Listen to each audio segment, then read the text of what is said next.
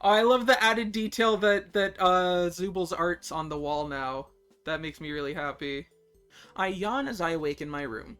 Clock on my wacky watch says it's morning, but the only way I can tell is from the sliver of sunlight peeking from under my door. I slide my school-issue pajamas off and look in the closet. Wow. A series of perfectly pressed school uniforms are there, with a little tag on the sleeve and on the nearest one. I take a closer look. Looks like Kane left me a note.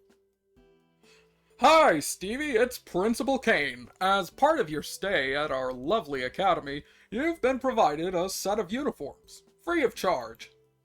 The price of your dorm is also included with your tuition payment. Well, there's no accounting for taste, my young student.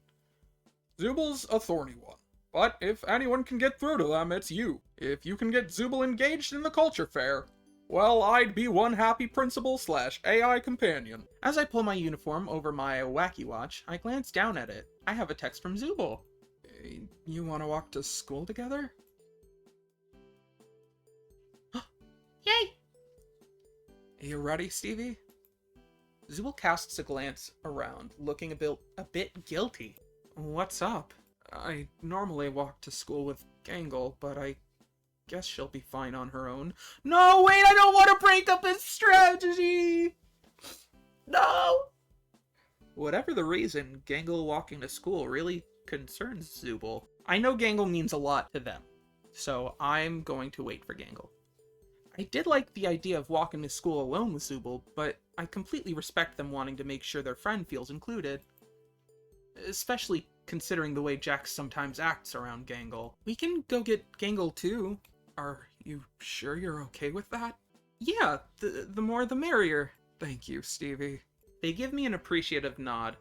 I can see this means a lot to Zooble as we make our way to Gangle's door. Zooble knocks on her door. Gangle quickly exits her room, waving to me. Hi guys, thanks for waiting for me. Gangle is the image of contentment, a warm grin on her comedy mask as she walks over to me, her head held high next to Zooble. Let's get going. I nod. We exit the dorms and head towards the school. There's a bite of early autumn chill in the air as we make our way to school, which is strange because there's cherry blossoms out. I hate how light these uniforms are, Gangle manages through chattering teeth. Zooble is visibly shivering too. Even though their uniform is a long-sleeve shirt and full pants, it's clear the fabric isn't thick enough. I can feel every breeze as well in my uniform. Just another way for Kane to torment us here. Why can't we have fall uniforms? Zooble looks at me. 'Cause nobody told Kane about fall uniforms, and he didn't design any for us. After exchanging a look, we all race to the relative comfort of the school's internal heating system. That's much better. Zooble nods. You guys ready to head to homeroom? They both nod. Good. We make our way to class, but before we step in, Zooble motions for Gangle to go inside, taking me to the side. So, hey, I really appreciate you letting me bring Gangle along for our walk. I know you probably didn't plan for that, and I only texted you about me, but it means a lot to me that you value my friends, too. I nod.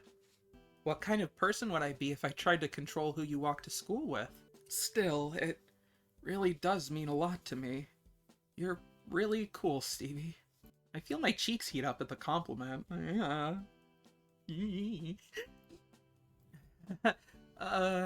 Thank you.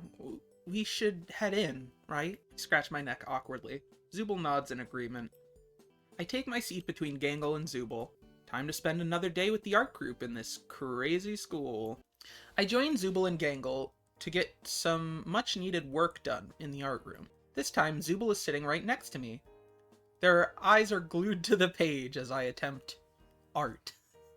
I start with a few lines and try just drawing shapes.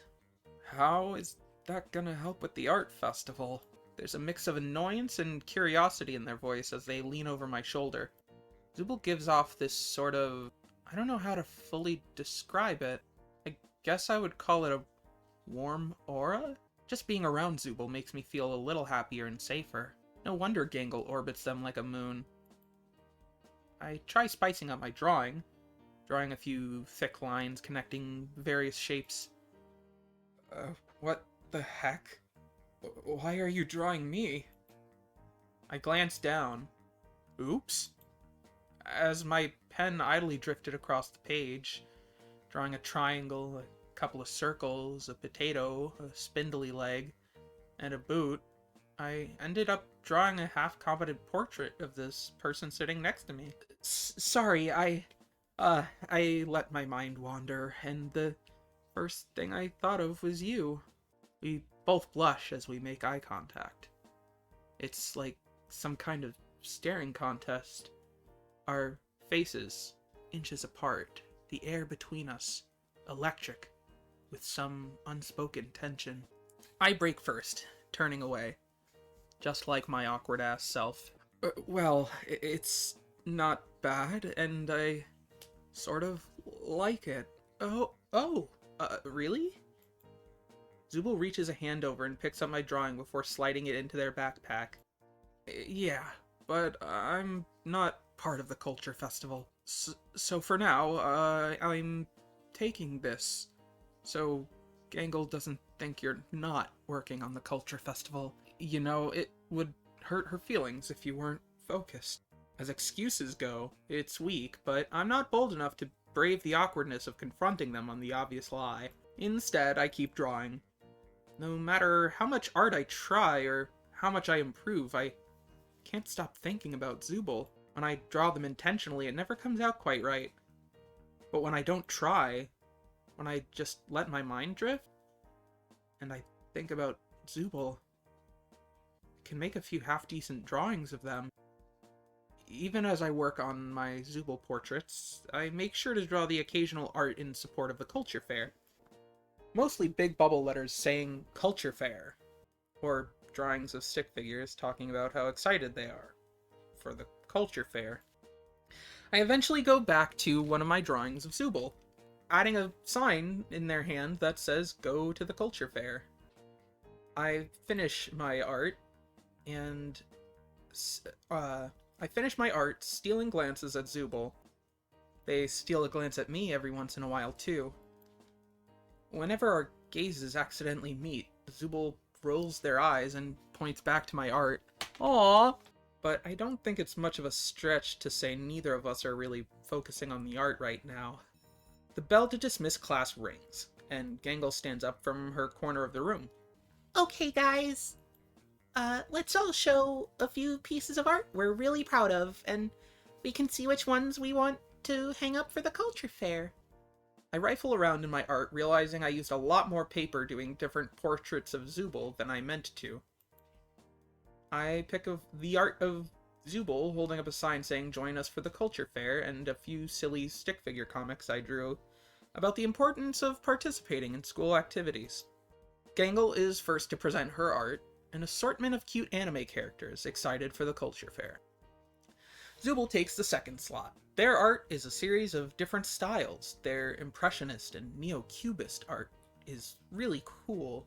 There's one with thick lines reading join us for the culture fair with dark flowers surrounding the lettering.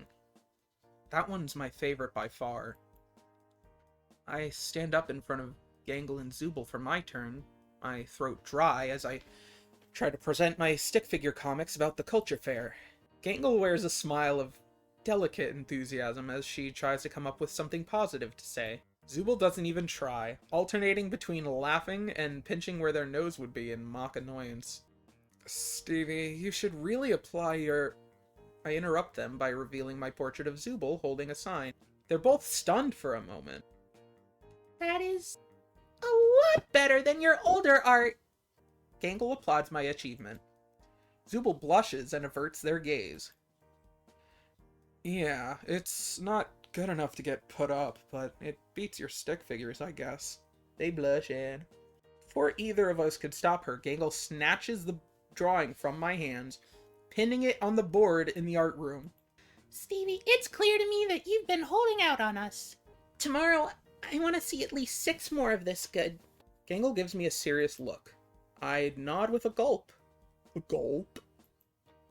Gangle then pauses and gives us both a look. Oh, Zooble, I almost forgot. Ragatha wants to walk with me today and talk about the art for the culture fair. I can't join you today for the walk home. Maybe Stevie can? Is that okay with you, Zooble? Yeah, sure. Is there an undertone of excitement in Zooble's voice? Perhaps? Zooble walks me home. Even though we've only spent a couple days together, conversation comes with surprising ease. We begin to catch up on our lives outside of the school. So, Zooble, how did you get so good at art? I used to be a tattoo artist before I came here. Wow, really? Yeah, that's actually where my interest in art came from. Sometimes when I hang out with Gangle in the art club, I just sort of channel my time as a tattoo artist, or draw something I remember doing for a client. You know, I always wanted to get a tattoo. That's real. That's canon. Really? I'm not gonna read that first part, because I'm not scared of needles, and I want a tattoo really bad. Zooble seems so cool that it would feel lame to Oh. Zooble seems cool. That's all I'm gonna say from that. Yeah, I always wanted to get a tattoo from one of my favorite anime. Zooble snorts at the mention of anime. Is anime not cool? Or, you know, something. Zooble notices my change in demeanor. No, I can do a tattoo from an anime. I just laughed because you sounded so excited about getting an anime tattoo that you reminded me of Gangle. Gangle watches anime? That explains her manga-like art style. She's cooler than I thought. I don't have a tattoo gun here, though. Oh, that's too bad. I could still do a tattoo, though. Sort of. How can you do a tattoo without a tattoo gun? Pomni actually gifted me a henna kit. I have no idea where she got it, but I could probably do something for you. I think about it. Do you still have to use a needle? Nah, it's kind of just like dyeing your skin. I can just prepare the paste and wait a few hours, then draw a tattoo. That sounds like the best of both worlds. I nod eagerly. It would be really cool to get to have your art on me forever. Zooble turns away from me. Well, you know, henna tattoos only last like 3 weeks tops anyways. But I can try to think of something to do for you. I nod again as Zooble recovers their cool, turning back to me and nodding approvingly. Yeah, I'll definitely come up with something. The dye takes a while to prepare though, so I'll probably have to prepare it one morning and keep you after school to do the tattoo. I shrug. Sounds fine to me. Zooble nods and we reach the dorm. I don't want things to end just now, though. Hey, Zooble. What's up? Do you want to... Why is my mouth so dry? Want to, keep hanging out? Zooble pauses for a moment before nodding. Yeah, I didn't have any plans after school, so let's hang out. Yes! Cool. I'll drop my stuff off in my room and meet you in the lounge? Yep. I practically sprint to drop my backpack and English textbook off in my room before heading to the lounge. Zooble arrives a few moments later. I sit on the couch and Zooble comes over and sits next to me. We sit there awkwardly for a moment. I realize I wanted to keep hanging out with Zooble, but don't have any ideas of what to do. Yeah, that's too real. That is, like, too real. I feel like that's what that's how that would happen in real life. I'm like, I would just be like, damn, I didn't think I'd get this far. But, you know what, words and stuff.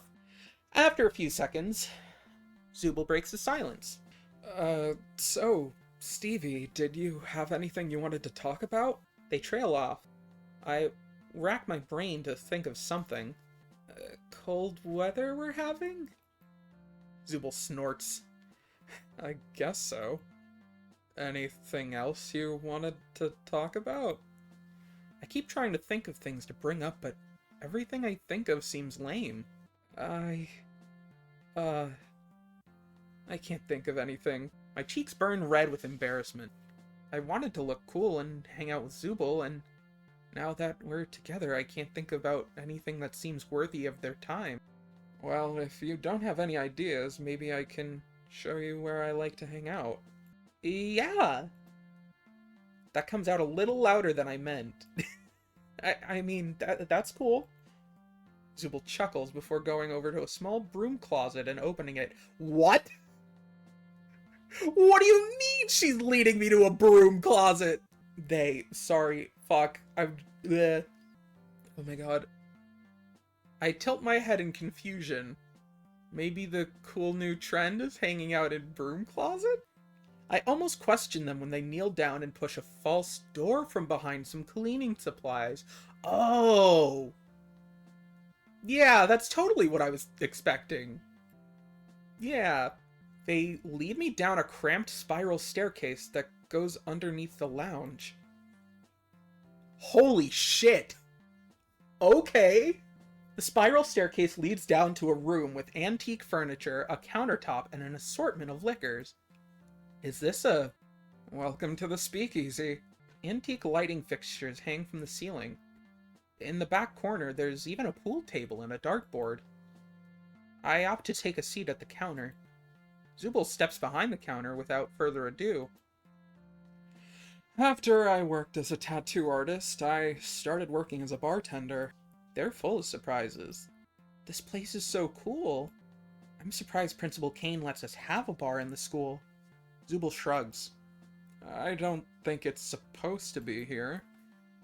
Basically, only I know about this place.